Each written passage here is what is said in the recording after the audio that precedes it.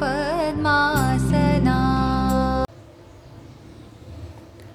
નમસ્તે વિદ્યાર્થી મિત્રો, આજે આપણે ધોરણ 8 ગણિતનો એક એકમનો અભ્યાસ કરીશું જેનું નામ છે રાશિઓની તુલના.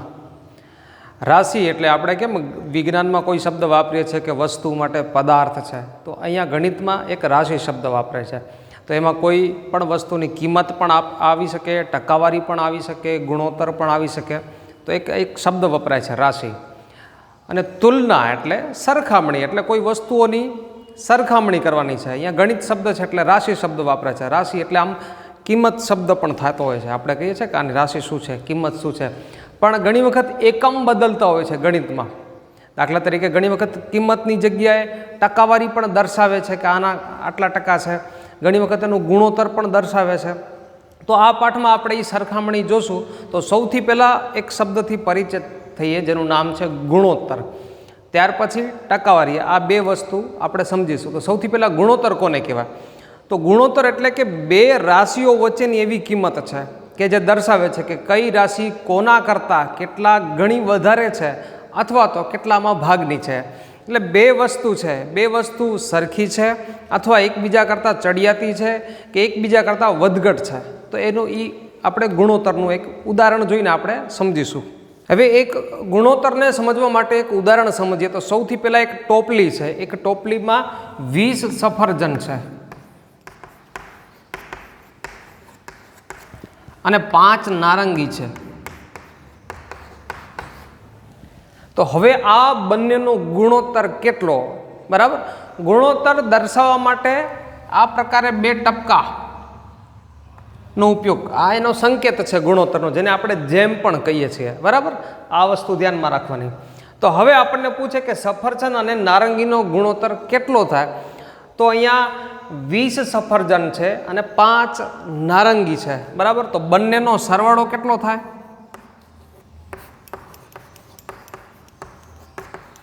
એટલે એ ટોપલીમાં કુલ ફળ કેટલા છે? 25. એમાંથી 5 નારંગી છે અને 20 સફરજન છે. હવે આ બંનેનો ગુણોત્તર શોધવો હોય તો ગુણોત્તર શોધવા માટે જે નામ આપણે પહેલાં લખીએ એની કિંમત અંશમાં મુકાય, જે નામ પછી લખીએ એની કિંમત છેદમાં. તો નારંગી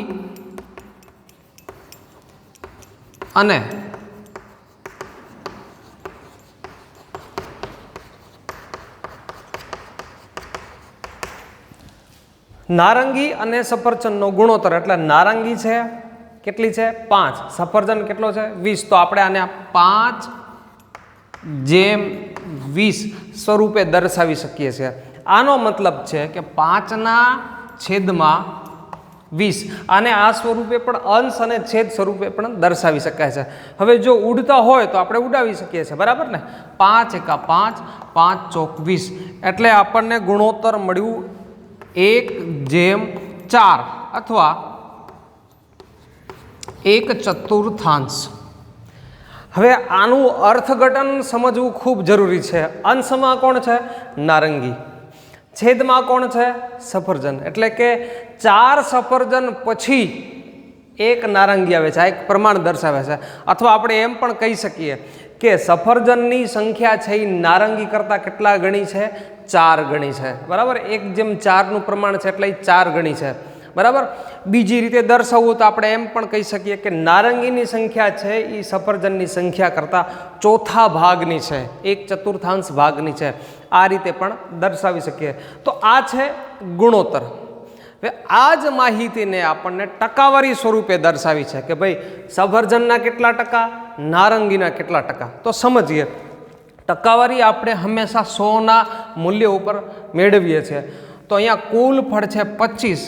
એમાંથી બે રીત છે. બેમાંથી તમને જે અનુકૂળ રીત આવે એ ગણી શકો છો. સૌથી પહેલી રીત તો આપણને ધ્યાનમાં છે કે કુલ ફળ કેટલા છે? 25. એમાંથી નારંગીના કેટલા છે? 5. તો આપણે આને આ રીતે દર્શાવીએ છીએ. હવે ટકાવારી આપણે 100ના મૂલ્ય ઉપર ગણીએ છીએ ત્યારે અહીંયા 100 કરવા હોય, બરાબર ને? અહીંયા 100 કરવા હોય તો આપણે અહીંયા કેટલા વડે ગુણવું પડે? અહીંયા 100 કરવા હોય, બરાબર ને? આપણે મૂલ્ય આપણે 100નું કરવાનું છે. એટલે અહીંયા કેટલા?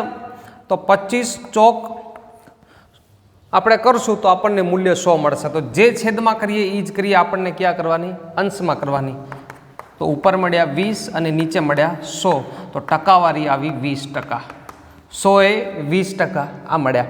અને બીજી રીત છે જેનાથી આપણે પરિચિત છે, જેને આપણે ત્રિરાશિની રીત કહીએ છીએ, અને લગભગ સુધી આપણે એ રીતનો જ ઉપયોગ કરતા હોઈએ છીએ. ત્રિરાશિ એટલે એકદમ સરળ વસ્તુ છે. આનો ઉપયોગ આપણે લગભગ સુધી વધારે પ્રમાણમાં કરીએ છીએ કે સફરજન અને નારંગી આ બે જ વસ્તુ છે, એટલે બંનેના કુલ ટકા કેટલા થાય? 100. હવે બેમાંથી કોઈ એક મળી જાય તો બાદબાકી કરીને બીજો પણ મેળવી શકાય છે. તો આપણે સૌથી પહેલાં નારંગીની શોધીએ. તો ટકાવારી શોધવા માટે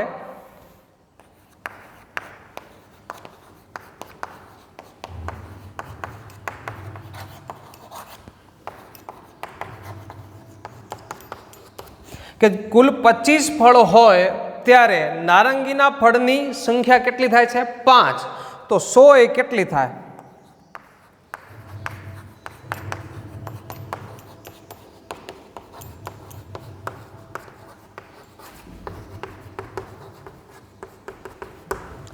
સંખ્યા બરાબર કેટલી? હવે આપણે ચોકડી ગુણાકારની રીત શીખ્યા છીએ કે 100 અહીંયા જશે 5 સાથે ને 25 ક્યાં આવશે? છેદમાં. તો 100 ગુણ્યા 5 છેદમાં 25. હવે અંશ અને છેદ ઉડશે એટલે ઉડાડશું. 5 ગુણ્યા 5 એટલે 25 અને 20 50 100 એટલે કેટલા ટકા મળ્યા? 20% મળ્યા. જે આપણે આ રીતથી શોધ્યા છે એ જ આપણે ત્રિરાશિની રીતથી શોધી લીધું. એટલે સમજવાનું મતલબ એટલું છે કે 25માંથી 5 છે, 25 એ 5 તો 100 એ કેટલા? આ ત્રિરાશિની રીત છે. અને આ 100નું મૂલ્ય ટકાવારીનું બતાવીને આ બે રીત છે. આપણને જે રીત અનુકૂળ આવે આ રીતે આપણે આ દાખલામાં બે વસ્તુ શીખ્યા, ગુણોત્તર અને ટકાવારી. એટલે એક દાખલામાં બે વસ્તુ પણ પૂછી શકે છે, ગુણોત્તર પણ પૂછી શકે અને ટકાવારી પણ પૂછી શકે. તમને એમ પણ પૂછી શકે દાખલામાં કે 3/4 આપેલું છે, એને ટકાવારી સ્વરૂપે દર્શાવો 3/4 ને. તો એકદમ સરળ દાખલો છે. મૂલ્ય કેટલું છે? 3/4 એટલે 3/4. હવે એને ટકાવારીમાં દર્શાવવું છે તો ગુણ્યા 100%. આટલું જ કરવાનું છે, બરાબર. અંશ છેદ ઉડે તો ઉડાડવાના. કેટલા ચોક? 25 ચોક 100. 25 તેરી 75. કેટલા ટકા થઈ ગયા? 75% થઈ ગયા, બરાબર. આ રીતે આપણે આને ટકાવારીમાં પણ ફેરવી શકીએ છીએ. ત્યાર પછી આગળ કેટલાક દાખલા છે એ સમજીએ અને એનો અભ્યાસ કરીએ.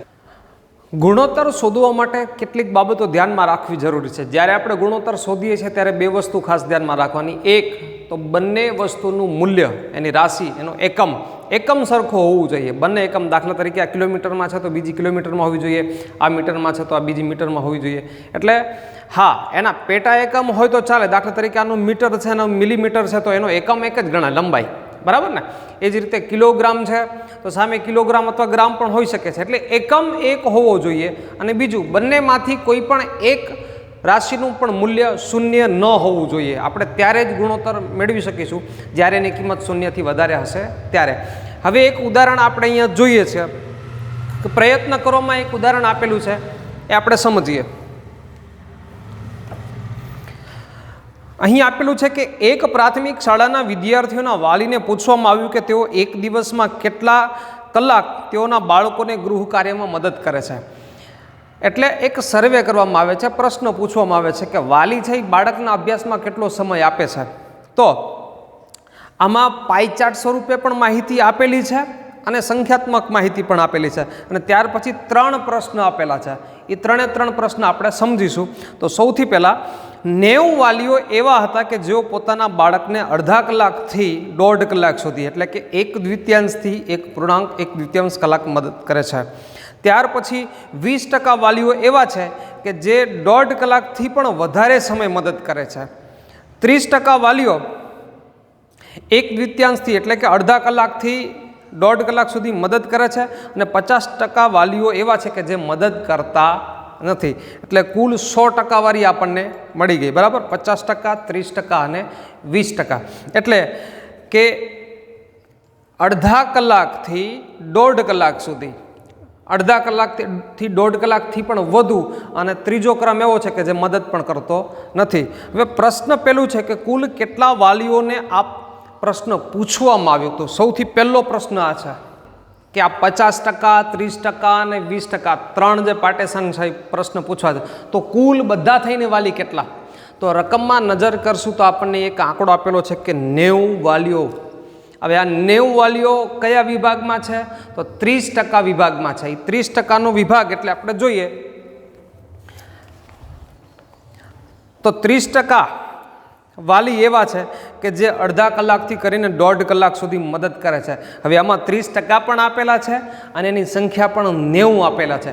આ બે વસ્તુ ઉપરથી આપણને કુલ સંખ્યા મળી શકે છે. એટલે કે 30% આપણને 90ની સંખ્યા આપેલી છે. તો એ સંખ્યા કઈ હશે? કુલ સંખ્યા કેટલી હશે? તો આપણે અત્યારે એવું વિચારીએ, ધારો કે કુલ સંખ્યા કેટલી છે? x છે. હવે આના 30% અને એ સંખ્યા પણ આપેલી છે કેટલી? 90. તો x ના 30% બરાબર 90. આવ્યા વાલી કે જે અડધા કલાકથી 1.5 કલાક સુધી મદદ કરે છે અભ્યાસમાં. તો હવે આપણે ટકાવારી શોધી શકીએ છીએ કે x ગુણ્યા 30/100 બરાબર 90. બરાબર. હવે આ પદને આપણે અહીંયા લઈ જશું એટલે અંશ અને છેદમાં બદલ થશે. માટે x બરાબર 90 100/30 અંશ અને છેદનો બદલ થયો. બરાબર ને? હવે કેટલા તેરી 90 થાય? તો 3 તેરી 9 અને આ એક મીંડો આવી ગયો. બરાબર? 30 ગુણ્યા 10 તો x બરાબર શું જવાબ આવ્યો? 300. તો કુલ સંખ્યા x એટલે કુલ સંખ્યા કેટલી હશે? 300. હવે આ પ્રશ્ન માટે આપણે એક જ માહિતીનો ઉપયોગ કર્યો. કઈ? તો કે 30% વાલીઓ છે જેની સંખ્યા 90 આપેલી છે. બરાબર ને? તો એ માહિતી ઉપરથી આપણને કુલ સંખ્યા મળી 300. બીજો પ્રશ્ન સમજીએ. પ્રશ્ન નંબર 2. કેટલા વાલી એવા છે કે જે પોતાના બાળકોના અભ્યાસમાં મદદ કરતા જ નથી? હવે આપણે આ પાઈ ચાર્ટમાં જોશું. બરાબર ને? તો પાઈ ચાર્ટમાં આપેલું છે કે 50% એવા છે કે જે મદદ કરતા નથી. એટલે આપણી પાસેની ટકાવારી આપેલી છે. કેટલી છે? 50. હવે કુલ સંખ્યા આપણે પહેલા પ્રશ્નમાં જ શોધી લીધી કે કુલ સંખ્યા કેટલી છે? 300.